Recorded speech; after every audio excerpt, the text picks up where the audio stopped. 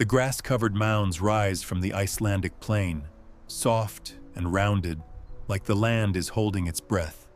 You could walk right past them. They look like hills. But cut into one and you'll find a doorway. A hearth. Stone walls still standing after 1,000 years. Wood structures from the same era are gone. Rotted, burned, rebuilt, lost.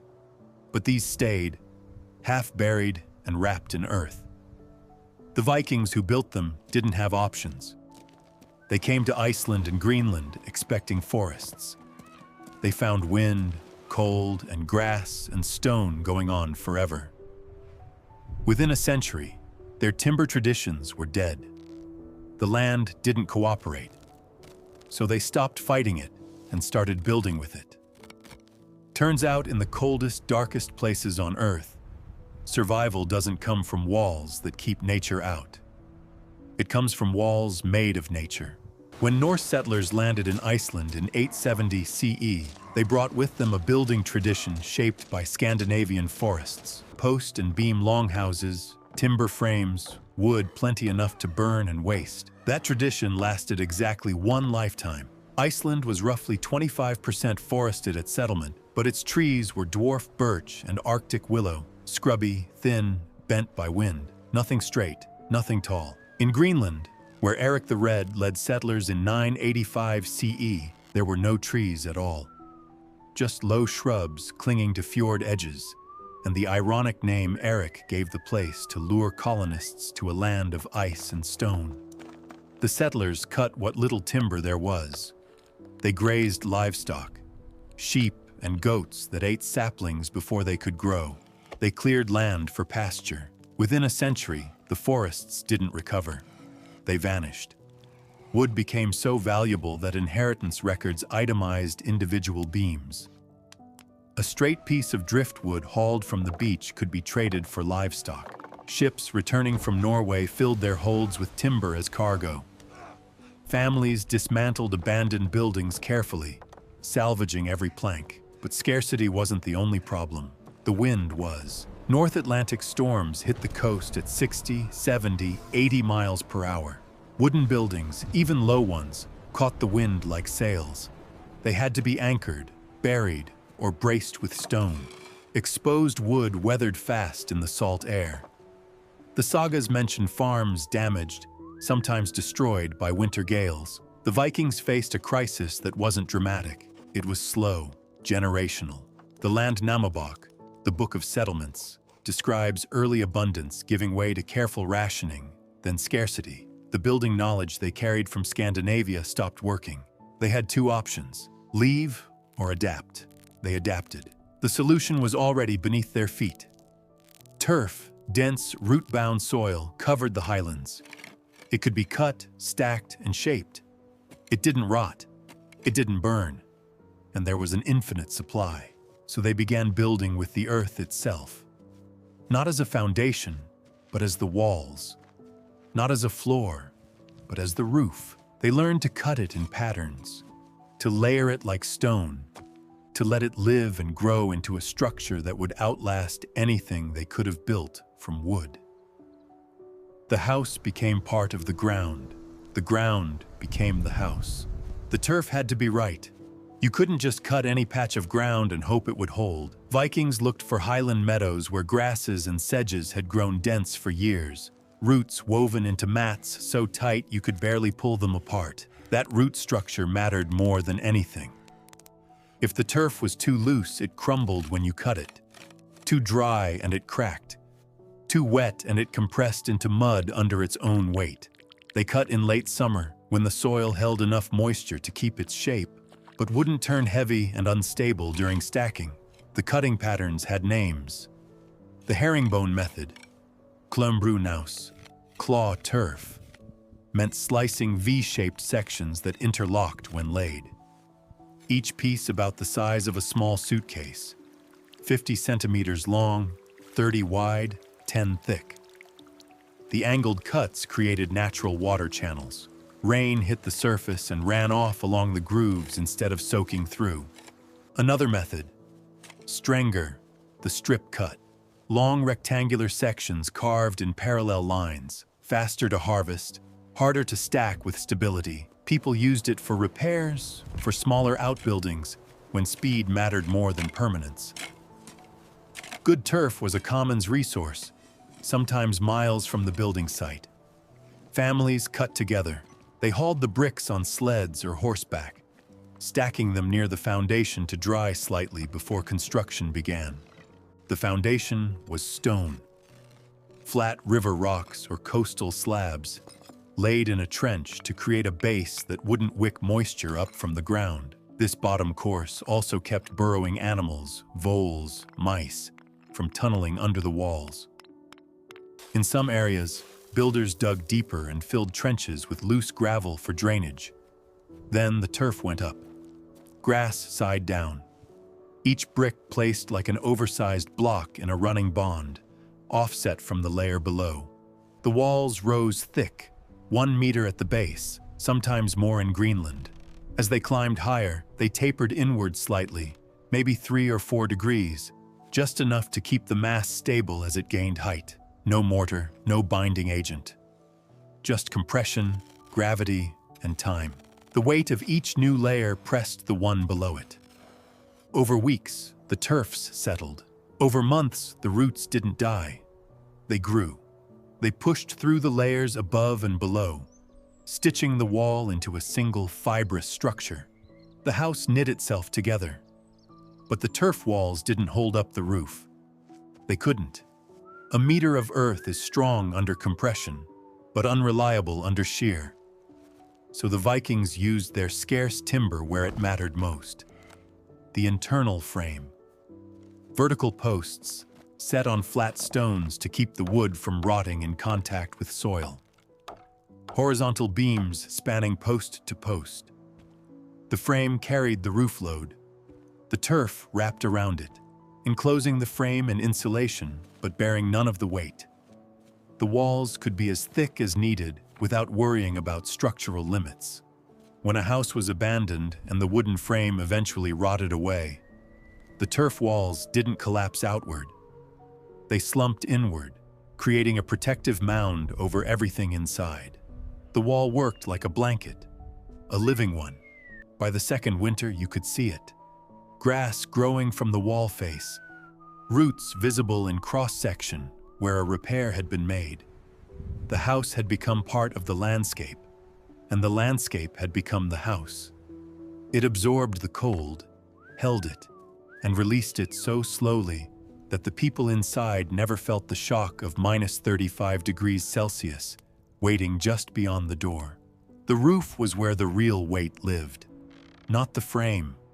Though driftwood beams salvaged from beaches or traded at brutal cost carried their own burden. Not the turf walls, thick as they were. The roof itself. When fully loaded with sod, birch bark, and a winter's worth of snow, it could weigh 250 kilograms per square meter.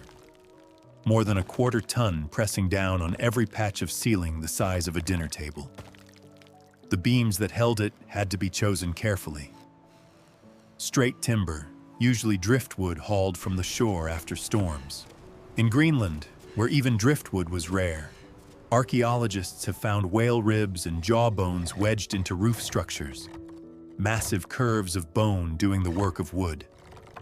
The beams were spaced to handle the load, each one sitting on the internal post frame, never resting on the turf. The Vikings knew the walls couldn't carry that kind of weight. From the inside out, the roof went up in layers. First, a ceiling. Thin planks if wood was available. Woven willow branches if it wasn't. Sometimes stretched fabric or hides. The goal wasn't structural. It was to keep dirt from sifting down into the living space below. Then birch bark, laid over the ceiling in overlapping sheets like oversized shingles. This was the waterproof membrane. Birch bark doesn't rot easily. It sheds water, and it could be harvested from the scrubby trees that did grow in sheltered valleys. On top of that, turf, 20 to 40 centimeters thick, laid grass side up this time. The grass kept growing. Roots reached down into the bark layer and knit the roof into a single mat. In summer, wildflowers bloomed overhead. In winter, the grass went dormant under snow, but the root structure stayed intact. The pitch of the roof mattered. Too steep and the turf would slide off, taking the waterproofing with it. Too shallow and snow would pile up until the frame buckled. Most builders settled on 15 to 25 degrees, a gentle slope that held the sod in place and let snow accumulate just enough to add insulation without risking collapse. Snow wasn't always the enemy. A half-meter layer of snow on the roof added thermal mass, another buffer between the interior and the air outside. Snow has an R value, an insulation rating, of roughly 1 per inch. 30 centimeters of snow meant another R12 sitting on top of an already insulated roof. But it had to be managed. Household members checked the roof after heavy storms, sometimes shoveling off excess snow, sometimes packing it down to prevent uneven loading that could stress the beams. The roof wasn't static. It needed maintenance, annual inspections for weak spots, patching where frost heave or settling had cracked the turf. In some places, sheep grazed on the roof in summer, keeping the grass trimmed and fertilizing it at the same time. Every 15 to 20 years, the birch bark underneath rotted through and had to be replaced. That meant stripping the turf, peeling up the old bark, laying new sheets, and re-turfing. It was a multi-family effort. You couldn't do it alone. But the roof's real function wasn't just keeping out rain or snow. It was thermal mass. The thick layer of earth absorbed heat from the interior slowly during the day and released it back even more slowly at night.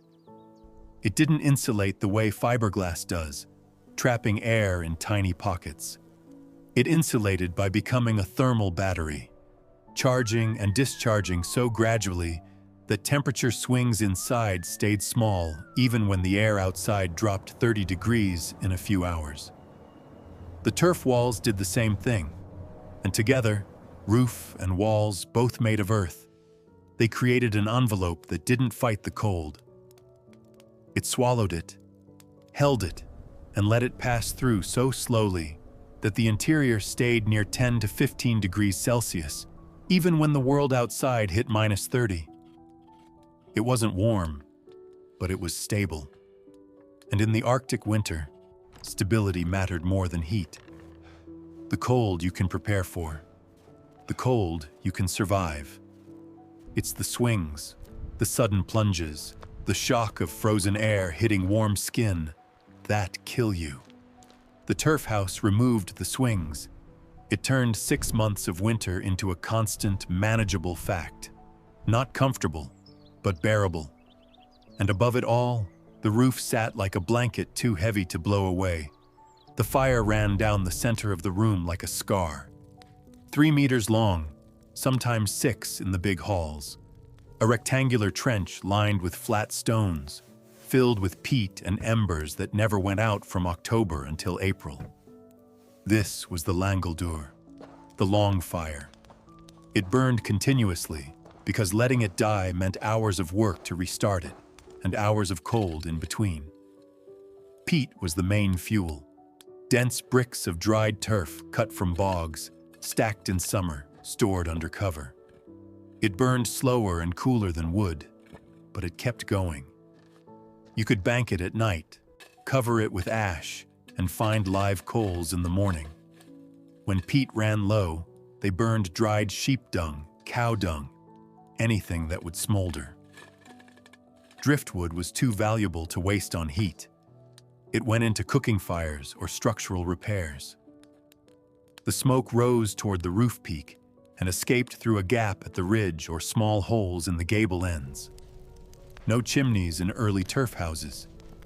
The interior stayed hazy, thick with smoke that stung your eyes and coated the walls with a black film. But the smoke did useful work. It preserved meat hanging from the rafters. It kept insects away. It dried timber. Visitors found the houses unbearable. The people who lived there got used to it. Their eyes stopped watering after a few years. The hall, the scaly, organized itself around the fire.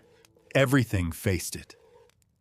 Along both long walls ran raised platforms called set, sleeping benches made of packed earth or stacked stone, covered with wood planks, then layers of wool and hides. Families slept side by side, feet toward the fire, 6 or 8 people sharing body heat under communal blankets. There was no privacy. A child slept, pressed against a sibling on one side and a parent on the other. You learned to sleep through snoring, coughing, the shuffle of someone climbing over you to reach the fire in the night. Wealthier households had bed closets, vilu golf, small boxed alcoves along the walls with doors or curtains.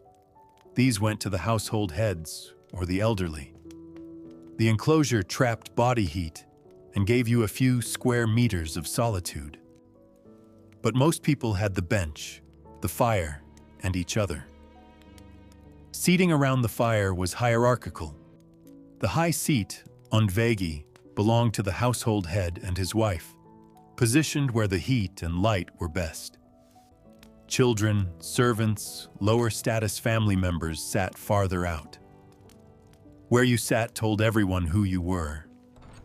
Beyond the hall, through a partition or doorway, the livestock lived. Cows, horses, sheep, packed into an adjacent room or the far end of the longhouse. The wall between was often partial, just enough separation to define the space but not enough to block the heat. Because the animals were heaters. A single cow produces roughly 1,000 watts of body heat continuously. 4 cows added 4 kilowatts, enough to raise the temperature of the entire structure by several degrees. The Vikings didn't keep livestock inside for sentiment. They did it because it worked. The smell was constant. Manure, wet wool, breath, bodies. But the warmth was real, and the arrangement solved other problems. You could check the animals without stepping into a blizzard. You could collect manure throughout winter for fuel and field work. And the sound, low breathing, the shift of hooves on stone, gave a kind of comfort in the months when wind was the only other noise. Winter in Iceland meant 3 to 4 hours of weak daylight. In Greenland's far north, it meant none. Weeks of darkness, navigation by memory and touch. The fire gave the only reliable light, sometimes supplemented by fish oil lamps, small soapstone bowls filled with cod liver oil and a wick. Blubber lamps in Greenland. They were expensive to run and used sparingly. Most work happened by firelight or not at all. Women spun wool, men carved bone, repaired tools, mended harnesses. Children learned by watching. The sagas were told aloud, memory preserved through repetition, because there was nothing else to do and nowhere else to go. The isolation was total. Once the snow came and the storms began, you stayed inside. Families could go weeks without seeing anyone beyond their own walls. The animals became companions. People named their cows, spoke to them, included them in the daily routine. There was no separation between human space and animal space, no clear line between the domestic and the wild. You lived with your food supply, your heating system, your transportation. Survival wasn't individual. It was collective, negotiated daily, shared across species. The fire burned, the smoke rose, the people slept in rows. The cows breathed on the other side of the wall. And outside, the wind tried to find a way in, but couldn't, because the house wasn't fighting it. The house had become the ground, and the ground didn't move. Summer lasted 4 months. The work done in those months determined whether you'd see spring again. Every calorie harvested between June and September had to sustain the family and the livestock through 6 months of cold and darkness. Failed preservation meant death, not hunger. The boer, the pantry, was usually a separate room on the north side where the cold bit deepest. Sometimes it was partially underground, dug into the earth for temperature stability. The turf walls kept it just above freezing, between 0 and 4 degrees. Natural refrigeration. Darkness preserved fats that light would spoil. Skyr was the foundation. A fermented milk product thicker than yogurt, made in late summer when the cows still gave milk freely. Stored in wooden barrels or sealed pottery high in protein, it lasted. You could eat it fresh or frozen in chunks, chipped off with a knife. Archaeologists have found Skyr barrels with residue still intact after 1,000 years. The process was women's knowledge, passed down. How long to let it culture? What temperature? Which bacterial strains produced the best result? Get it wrong and a family's winter protein disappeared. Butter went into barrels and then into peat bogs. Bog butter. The acidity and anaerobic environment prevented spoilage. Hard cheeses were waxed or wrapped in cloth, sometimes aged in cool pockets within the turf walls. Meat hung in the roof peak where smoke from the long fire rose thickest. Mutton, horse, occasional whale. The racks were loaded in autumn and the smoke did its work, day after day, curing the flesh until it turned dark and hard. Fully smoked meat lasted 6 months or more. Fish went outside. Cod and haddock strung on racks in the winter wind, freeze-dried through repeated cycles of freezing and thawing. The process created hard fiskar, dried fish so hard it had to be pounded before eating. It kept for years. Stored in lofts above the living quarters, it could be rehydrated in stews or gnawed like jerky. Some preservation required burial. Hákarl, fermented shark in Iceland, was buried for weeks to break down toxins in the flesh. In Greenland, seal and whale blubber were fermented in skin bags.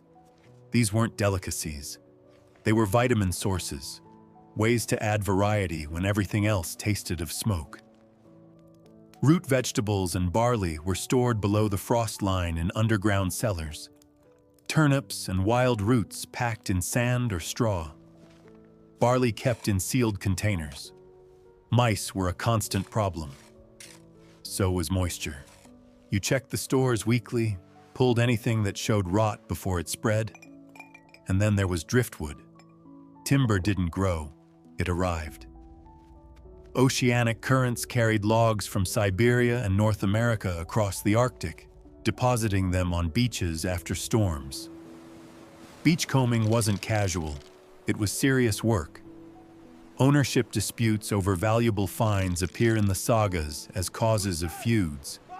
A single straight beam could be traded for livestock or land rights. Greenlanders sailed to Labrador specifically to harvest timber and haul it back. Icelanders imported wood from Norway when they could afford it, filling ship cargo holds on return voyages. Nothing was wasted. Bones became tools, needles, game pieces. Sinew became thread. Hides became rope, clothing, bedding, door coverings. Wool was processed into dozens of grades. Even manure and urine had uses: fuel, textile processing. Wealth wasn't counted in silver. It was counted in barrels of skyr, racks of dried fish, a single good beam pulled from the surf. These were life, portioned and frozen, measured against the calendar until the sun came back.